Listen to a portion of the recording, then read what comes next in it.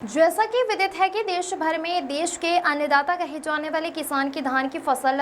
पककर तैयार होने का समय जैसे जैसे दिन प्रतिदिन लगातार नजदीक आ रहा है, वैसे प्रत्येक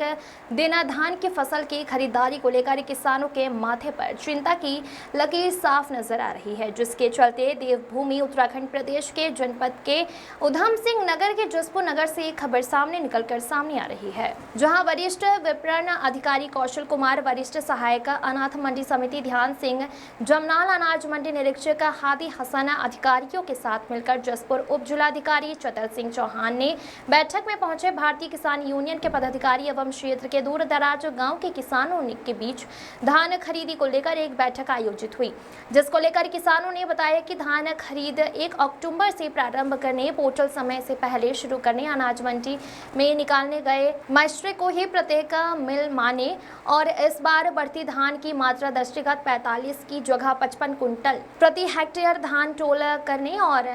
नए 2 धान खरीद सेक्टर लगाने सहित अनेक समस्याओं से अवगत कराते हुए उप जिलाधिकारी से सभी मांगों को अतिशीघ्र पूरा करने की मांग की, जिसका उप जिलाधिकारी द्वारा सभी समस्याओं को पूरा करने का आश्वासन दिया गया है। उधर वहीं उप जिलाधिकारी ने मीडिया से रूबरू होकर बताया कि आज धान खरीद को लेकर बैठक में किसानों द्वारा जो समस्याएं उठाई गई उनका समाधान के लिए राइस मिलर्स एवं किसानों के साथ एक बैठक की जाएगी और उसके बाद डिस्कस कर धान खरीदी में आने वाली हर समस्या का शीघ्र समाधान किया जाएगा, जिससे आने वाली धान खरीद में कोई दिक्कत ना आवे। प्रदीप श्रीवास्तव की रिपोर्ट। हमारी उप जिलाधिकारी महोदय से किसानों की वार्ता थी धान क्रय के केंद्र के संबंध में, धान खरीद के संबंध में। एक तो सबसे बढ़िया समस्या आती है मॉइस्चर की। हमने ये डिमांड रखी है कि मंडी समिति में ही मॉइस्चर निकाला जाए और वो भी मॉइस्चर मिले वाले माने, जैसे कि पिछले साल चला है। दूसरी समस्या क्रय केंद्रों की है। हमारे इस साल धान ज़्यादा हैं, गर्मियों वाले धान लगे नहीं, ये वाले धान ज़्यादा हैं। यहाँ जौन सी हमने एवरेज जो 45 कुंटल पर हेक्टेयर थी, अब के हमने 55 कुंटल पर हेक्टेयर की मांग करी है कि 55 कुंटल पर हेक्टेयर के साथ धान किसान का तोलना चाहिए। दूसरी बात समस्या जो सेंटर कम है, 1-2 सेंटरों की मांग की गई है, वो हमने लिखित दे दिया है एसडीएम साहब को, लिखित दे दिया है। एसडीएम साहब ने आश्वासन दिया है कि हम सेंटर बढ़ाएंगे। दूसरा जो सेंटरों पे लिमिट जो पोल टेबल की लिमिट आती है वो 5000 कुंटल आती है,